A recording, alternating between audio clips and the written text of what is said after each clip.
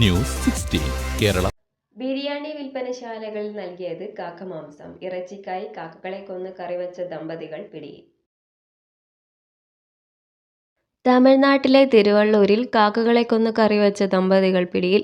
R Ramesh, ഭാര്യ ബുച്ചമ്മ എന്നിവരാണ് പിടിയിലായത്. 19 ചത്ത കാക്കകളെ ഇവരുടെ വീട്ടിൽ നിന്ന് കണ്ടെടുത്തു. ദമ്പതികൾ കാക്കകളെ കൊല്ലുന്നതായി വനവകുപ്പ് ഉദ്യോഗസ്ഥർക്ക് വിവരം ലഭിച്ചിരുന്നു. ഇതേ തുടർന്ന് നടത്തിയ അന്വേഷണത്തിലാണ് ഇവർ പിടിയിലായത്.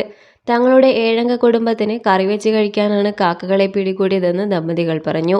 എന്നാൽ പാതയോരത്തെ ഭക്ഷണശാലകൾക്കും ദേശീയപാതയോരത്ത് പ്രവർത്തിക്കുന്ന ചെറിയ ബിരിയാണി വിൽപ്പനശാലകൾക്കും കാക്കമാംസം വിതരണം ചെയ്യുന്ന വലിയ അനധികൃത വ്യാപാര ശൃംഖലയുടെ ഭാഗമാകാം സംഭവമെന്നും സംശയമുണ്ട്. ദമ്പതികൾക്ക് 5000 രൂപ പിഴ ചുമത്തുകയും വനത്തിൽ അതിക്രമിച്ച് കയറിയതിന് കേസെടുക്കുകയും ചെയ്തു. സ്ഥിതിഗതികളെക്കുറിച്ച് ഭക്ഷ്യ കമ്മീഷണറെ അറിയിച്ചിട്ടുണ്ടെന്നും ആവശ്യമായ നടപടി സ്വീകരിക്കുമെന്നും ആരോഗ്യ സെക്രട്ടറി സുപ്രിയ സാഹു പറഞ്ഞു. എന്നാൽ ഇത് തങ്ങളുടെ ആരോഗ്യത്തെ ബാധിക്കില്ലെന്നും ഇവർ വനംവകുപ്പ് ഉദ്യോഗസ്ഥരോട് പറഞ്ഞു.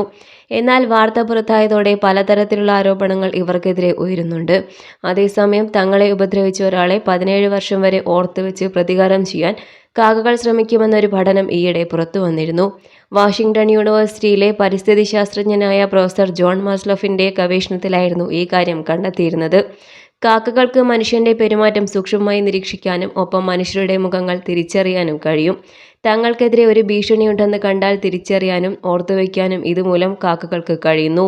ഈ പക കൂട്ടത്തിലെ മറ്റു കാക്കകൾക്ക് കൈമാറാനും ഇതുവഴി കൂട്ടാക്രമണം നടത്താനും കാക്കകൾക്ക് സാധിക്കുമെന്ന് വ്യക്തമാക്കുന്നതായിരുന്നു പഠനം. ഇത് ചൂണ്ടിക്കാട്ടിയാണ് പലരും പരിഹാസരൂപേണ വിമർശനവുമായി രംഗത്തെത്തിയത്. News 16 news desk. പക്ഷമില്ല, വിവേചനമില്ല. നേരിനൊപ്പം, നാടിനൊപ്പം, നാട്ടുകാർക്കൊപ്പം. News 16 Kerala channel.